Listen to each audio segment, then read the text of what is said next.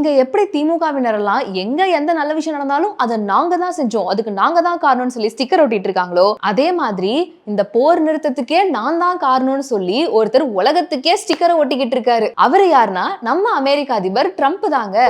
அவரும் ரொம்ப நாளா நான் தான் இந்தியா பாகிஸ்தான் போரையே நிறுத்தினேன், அவங்கள நான் வர்த்தக ரீதியா மிரட்டினேன், நீங்க இந்த போரை நிறுத்தல அப்படின்னா அதுக்கப்புறம் நான் வர்த்தகத்தையே ஸ்டாப் பண்ணிடுவேன்னு சொன்னேன், இந்தியா பயந்துட்டாங்க பணிஞ்சுட்டாங்க அப்படிங்கிற மாதிரி நிறைய சொன்னாரு. ஆனா 3 நாளா அவர் கதர்னாரு. இந்தியா தரப்புல இருந்து ஒரு பதில் கூட வரல. இந்தியா சைடுல இருந்து பேசப்பட்ட பெரிய பெரிய தலைவர்களுமே ஒரு இடத்துல கூட ட்ரம்ப்புக்கு நன்றி, அமெரிக்காவுக்கு நன்றின்னு சொல்லி குறிப்பிடவே இல்லை. சரி, இவ்வளவு நடந்துச்சு, இதுக்கப்புறமா அவர் சைலண்ட் ஆனாரான்னு பார்த்தா ஆகல.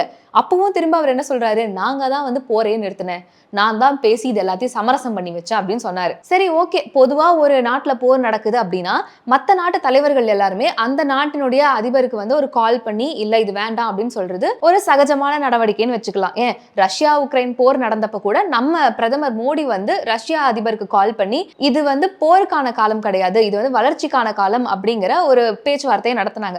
அந்த மாதிரி ஒரு கால் பண்ணி கூட பேசி இருந்திருக்கலாம், அது ஓகேன்னு வச்சுக்கோங்களேன். ஆனா இந்தியா தரப்புல என்ன சொல்லப்படுதுன்னா, இவர் இந்த ட்ரேடுங்கிற வார்த்தையெல்லாம் யூஸ் பண்ணவே இல்லைங்க, அப்படியெல்லாம் எந்த பேச்சுவார்த்தையும் இங்க நடக்கவே இல்லை அப்படிங்கிறது ரொம்ப திட்டவட்டமா சொல்லிட்டாங்க. இவனை பத்தி ஒண்ணுமே எழுதலையா? பச்சை கிளிங்கிற வார்த்தையே இதுல இல்லைங்க. எந்த நாதாரி உங்களுக்கு படிச்சு இவ்வளோ தூரம் சொல்லியும் அவர் அமைதியா இருக்காரான்னு பார்த்தா அதுதான் கிடையாது. இன்னைக்கு கூட போற இடத்துல எல்லாம் இந்தியா பாகிஸ்தான் போரை நிறுத்தினதுக்கே நான் தான் காரணம் அப்படின்னு சொல்லியிருக்காங்க.